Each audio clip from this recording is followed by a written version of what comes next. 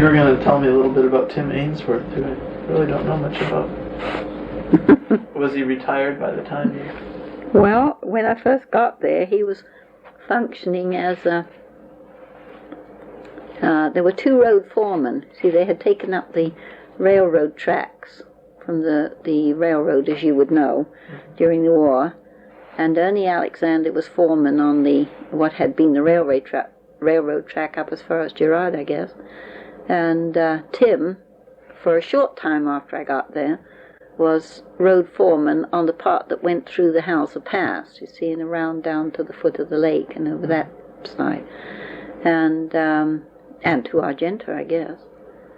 And he, the first sight I ever had of Tim, he was very fond of spaniels, and he had a very large kind of spaniel, a Clumber spaniel, or one of the large kinds anyway. And he had 2 of them at that particular time, and he used to have them on a divided leash, you know. So here he was. He had a gang of men, and they were working, doing some, clearing in the ditches and the roadsides and so on. But Tim wasn't working. He was he was in the middle of the road, and he had a solar topee on. It was very hot weather in August, and he was wearing the solar topee just as they'd come from India or somewhere. Maybe he did come from India. And he had a red umbrella, a red sunshade over his head, and the Clumber spaniels on this divided leash in his other hand, and the solar topee on his head, and he was just walking up and down the road while the men did the work. That was my first sight of Tim.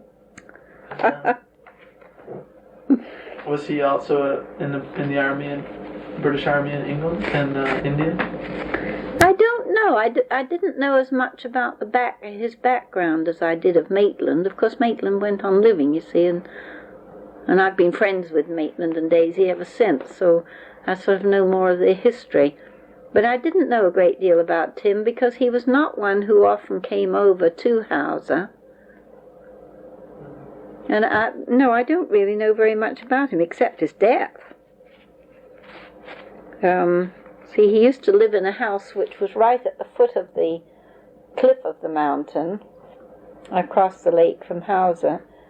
And it does get bad storms there, as you know, and they'll strike up on the top of Lavina, which of course was almost directly above him. And one storm, we had been watching it, and it was, must have been an early spring storm, I guess. I don't know. But anyway, it was a bad storm, and we saw it striking Lavina, and striking below the crown, you see.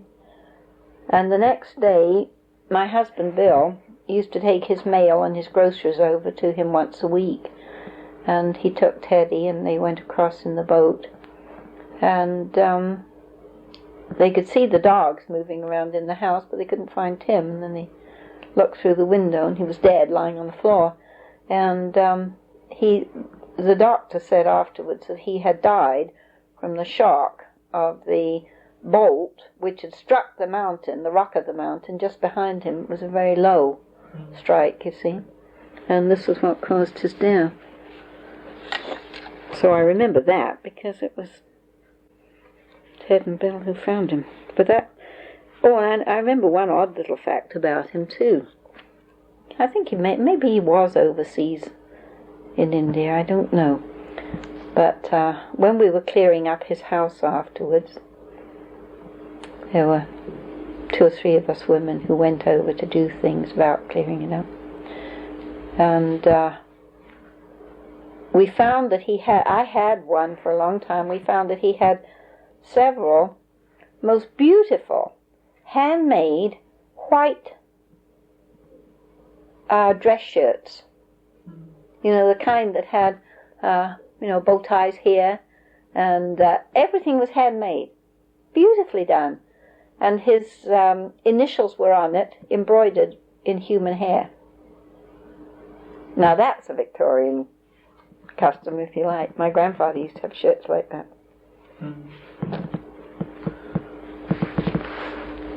Who were the principals in the Duncan Lake Lumber Company? Bernard Murphy was one, but he wasn't the head one. Whatever was the name of that Irishman? Boy, he was a fast talker. George Michel would probably remember his name.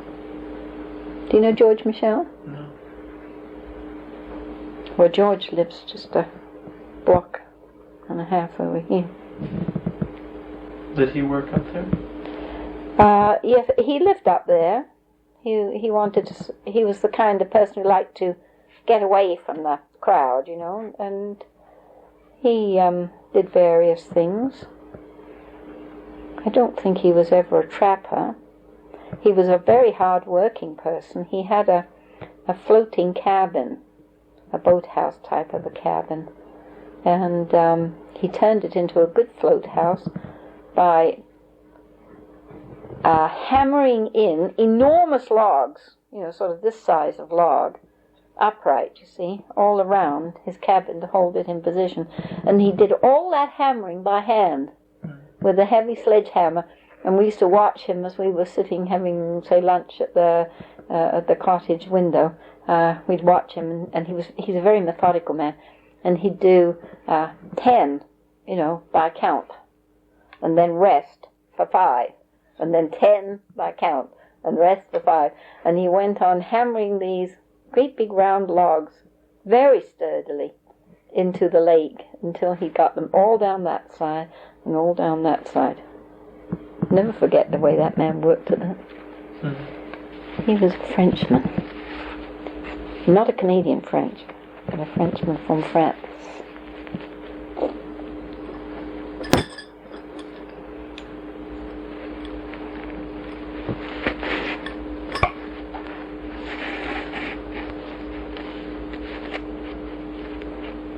How big an operation was the lumber company in the mill?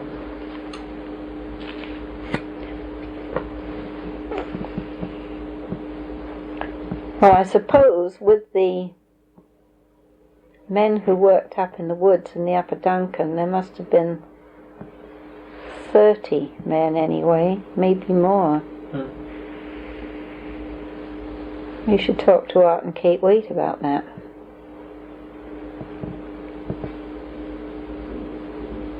Because you see, Art was one of the leaders of the company, because he was looking after the.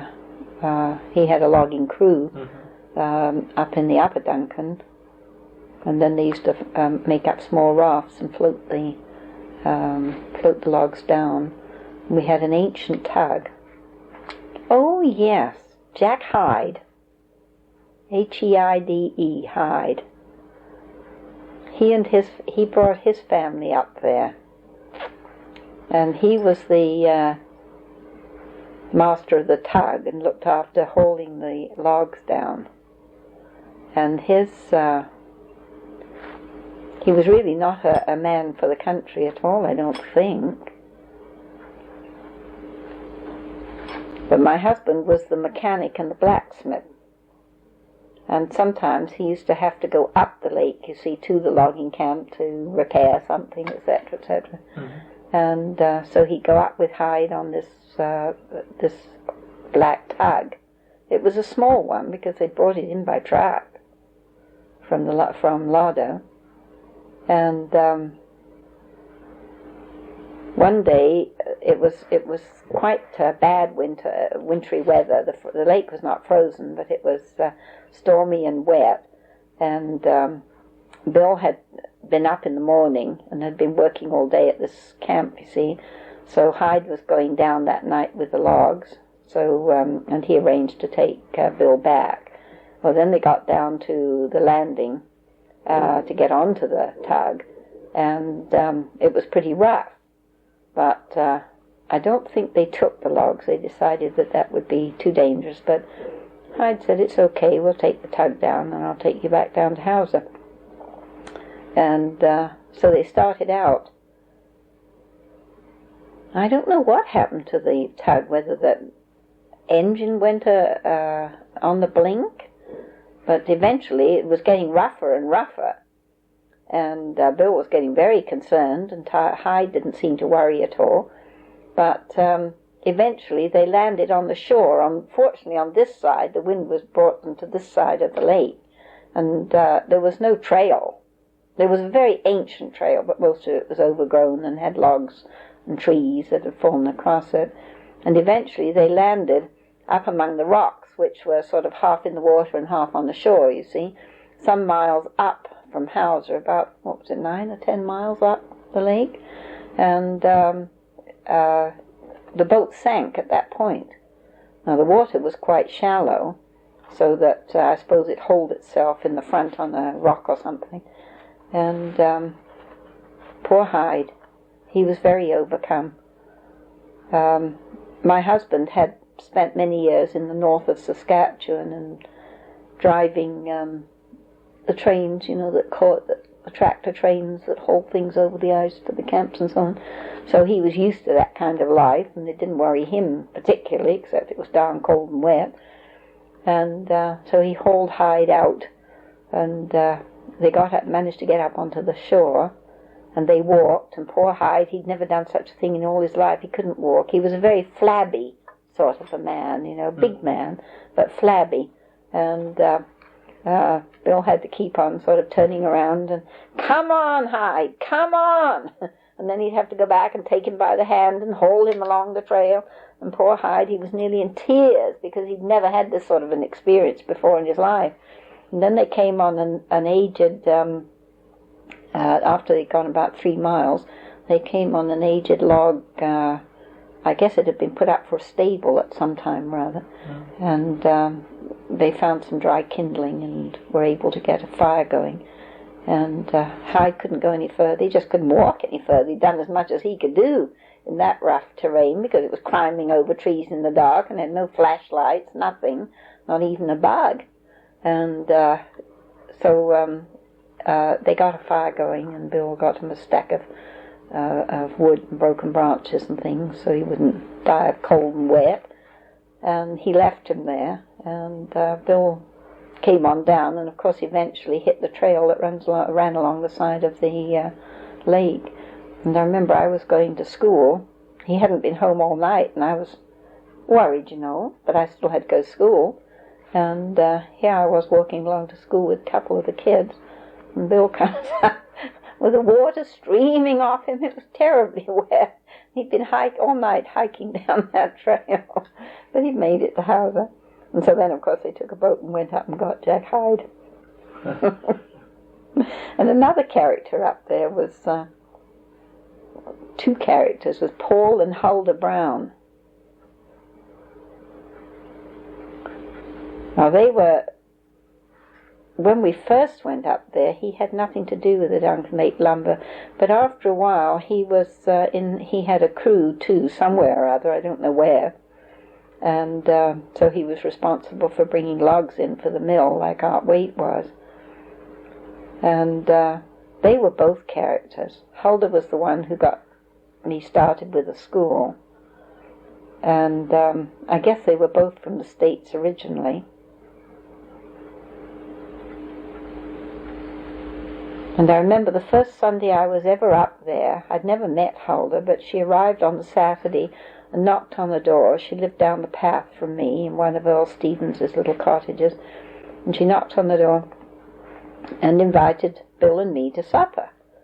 Well, I didn't know her from Adam, but Bill said, "Well, you really ought to go."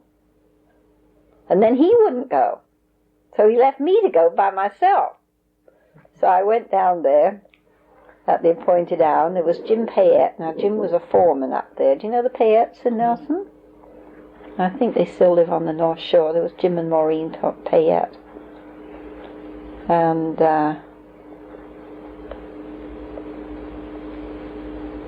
who else was there? There was another couple, but I've forgotten who they were. And then there was Paul and Huldah, and the 2 little boys, and me. And she was going to give us a roast beef supper. And when we got there, she hadn't even started cooking the meat or peeling the vegetables or anything. I mean, that was the kind of person that Huldah was. So we all sat around for about 2 2.5 hours while we peeled vegetables and we got the meat going. It was a sort of, we all pitched in and helped kind of a dinner, you know. And most of the evening was spent with all three married couples arguing and quarrelling and disputing. And I was the solitary one all by myself because my husband wasn't there. I didn't even have anybody to quarrel with. That was the most peculiar dinner party. And I thought, what kind of a land have I come to? I'd never been into the wilds like this except up at Retallick. But even there at Retallick, at least there was a school and people were sort of human and sensible, and there was a decent highway out, you know. But up here, that first year or so, I really thought I was bushed. And Paul, her husband, eventually, I guess they didn't get along too well, and eventually he left the cabin and went and lived in the bunkhouse and ate his meals with them, because part of his crew, you see, were in the bunkhouse. And I'll tell you this one if you turn the tape recorder off. But they were fun. It was an interesting life. I certainly learned a lot. How did they power the mill? Did they have a big... Oh, they had some of those, they bought up 2, or was it 3, I think it was, of those very ancient tractors, steam tractors, that they used to use on the prairie farms, you know? Mm-hmm. I had seen them as a child in London, used as rollers. They used to build a big roller onto them there, and that was what they topped the roads with. You know, they put down the mix, you see, and then they'd roll these big steam rollers over them. And of course, they powered many farms for years and years in the prairies, didn't they? Well, they were very ancient ones.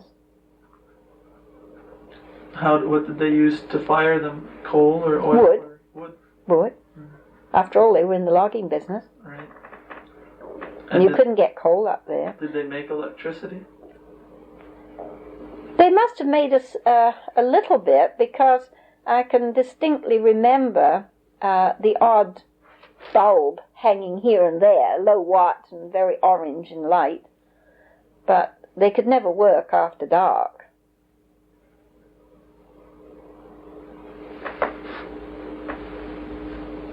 What kind of lumber did they turn out? Was it pine and spruce? Oh, everything. Did they make anything special? No. There was a lot of cedar in the Upper Duncan, but the cedar had been left too long. And the man whose name I can't remember, who started the Duncan Lakes Lumber Company, was the one who had seen all this cedar in the valley, I suppose, of the Upper Duncan, and had contracted for it to use it for logging purposes. But I don't think he realized, maybe he was not smart enough to realize, I don't know, that it had been left too long, and the hearts of all the trees were badly rotted, because it was on the low-lying ground, you see. So that they had some beautiful cedar, and they were enormous logs, but a great deal of it, the heart was gone. But they cut cedar, and they cut fir. There was a lot of fir cut.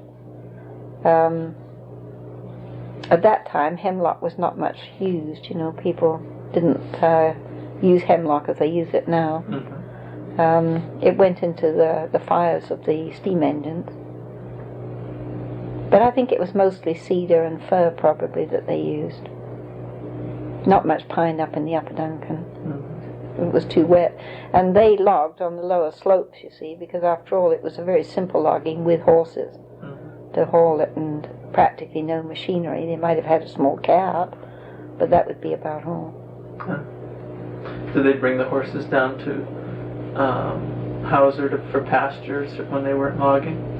There were some small meadow areas up there, partly from the area that had been cleared over a period of years around where Maud Haley and her uncle had lived at Haley's Landing, you see. Mm-hmm. And so this, of course, had gone wild, but there was a good deal of grass up there, and they used that. And I can well remember they built a flat, sort of very simple kind of a barge, or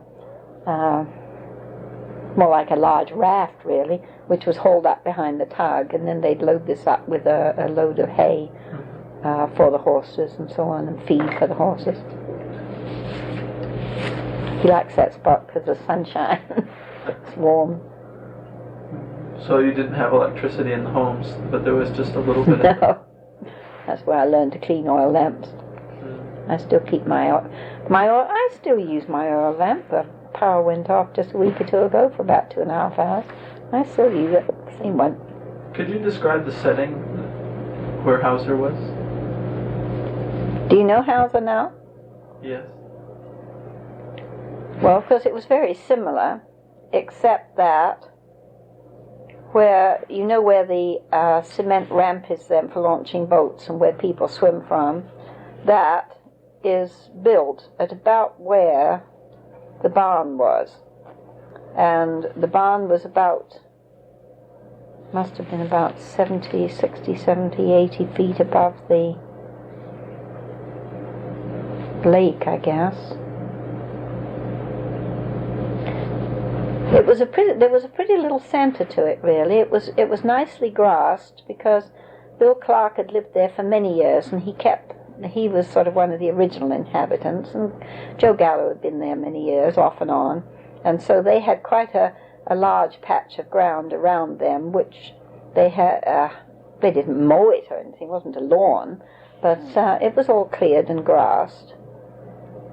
So that was open, and then there was a large lumber house, never painted, which belonged to Doc and Mrs. and Marge Wilkinson. Now, you would have heard of Dave Wilkinson, or Doc Wilkinson, as they call him. And their house was, 50 yards, 60 yards from Billy Clark's across the road. And it was a large house. But it was old.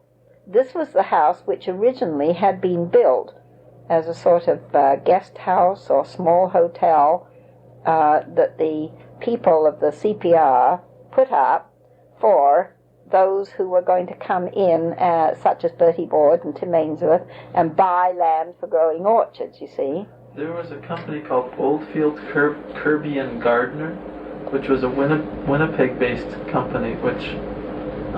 have you ever heard of that? No, never. What did they own? One time, and look, and here down below were boxes of beautiful silk top hats that had never been out of their boxes, you see, all brand new. He'd never sold them. He brought them in during the time of the gold rush for the miners. Did you meet him? Alec? Yeah. Sure, Alec Robb, that was his name. Yeah, sure, I met him. Met him a number of times. We used to go up there. It was somewhere to go. It was another human being to see.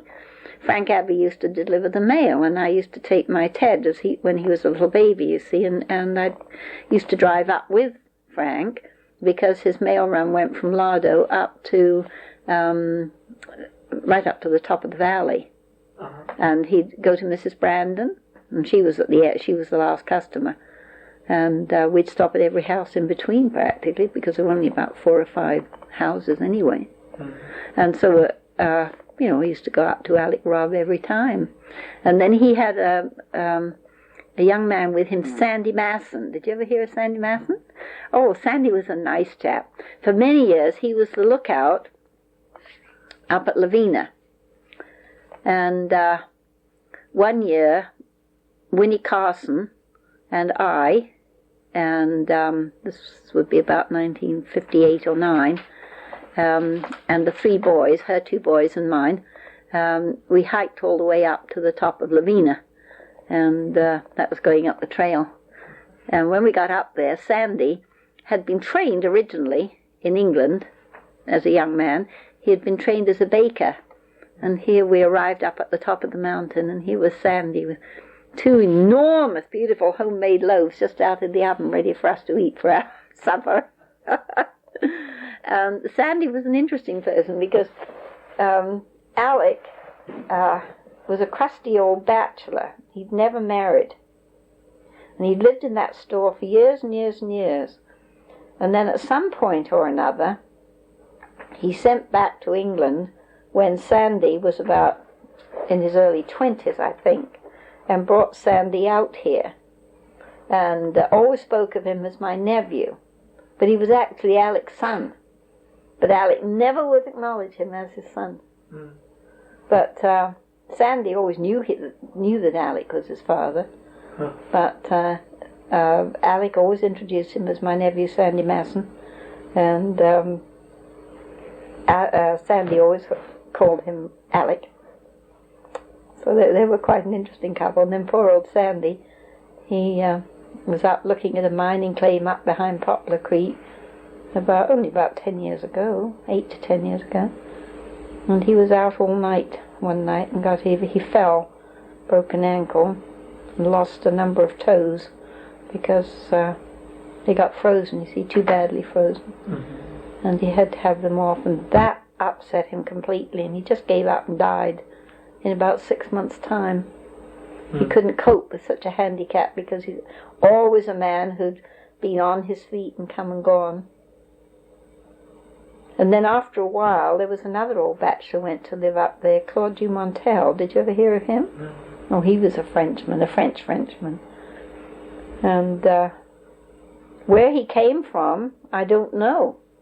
I don't think anybody knew. But he used to go and do his shopping at Lardeau. And he'd thumb a ride from people who had a vehicle. And by that time I had a car, so I was one who was thumbed. We didn't mind him thumbing the ride, but the problem was he always believed in garlic as a preventative for colds. And so he'd go around with these horrible garlic beads, hanging around his neck, and he was always chewing garlic. He was a dirty old man, but he was a nice old man too, and he could sing beautiful old French songs. The people who understood French really well didn't think that they were such good songs, but we enjoyed them. That was Claude Dumontel. And then there was another. Who was the man who was in hospital last week? But that was an elderly man who lived up the Lardo for many years, and I didn't know him. He lived up towards Gerard Way. Not Haslam. Haslam, Norm Haslam, that's right. Is he out of the hospital now? I don't know whether he's out or not. Was he here or in that? He was here. But I'm not sure where he's living now. Did you get in touch with Elsa and Elsa Raper and her husband? No. See, she's lived there in that area ever since she was born, because she's May Greenlaw's younger sister.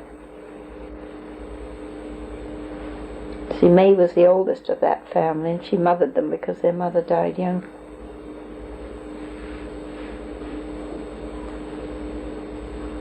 Where do they live?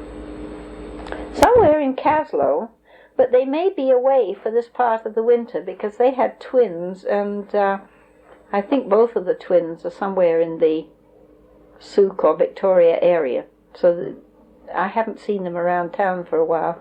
So quite possibly they've gone down there for the winter. Mm-hmm. So where you lived in Howser wasn't the old town site, but it was away from the original town No, site? it was part of the original town site. Well, when we were looking at the picture of the mill, you said in around the corner Was the original Howser. Was the original Which house? is where I lived. Oh, I see. Mm-hmm. So you didn't live near the mill? No, we went through that, that other big picture showed a trail through those woods. Oh, I see. And we had to go along this trail, you see, every day to get to school. It was about, not quite half a mile, I guess, in that area. No, in the town site itself, there was Billy Clark, and then there was a small forestry shed, and they had those long cigar-shaped boats, that they took up and down the lake for the forestry. And then there was Joe Gallo, and Slim. He had a log cabin there. And then there was old John Nichols. He died soon after I moved up there, but he had another cabin just along that piece of the shore. And then Wilkinson's had the house.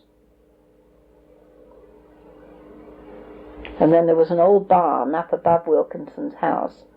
And that, it was the site of that barn, which is where the cement launches now. And then after the war, Johannes and Joan Fenger came out from Denmark. And Johannes Fenger worked for the KFP for many years after the Duncan Lake gave up. But he came out to the Duncan Lake Company. They were an interesting family too. What was his first name? Johannes Fenger. Well, he's always been known of late years as John Fenger. Right. But he has died. But I don't think Joan is in Nelson anymore. Was there any? I wonder if she's in Queen's Bay. So he retired, and she had a house up at Queen's Bay. Were they what? Was there any remains of the original Simpsons store in Howser? No. Or anything that would have indicated the very earliest?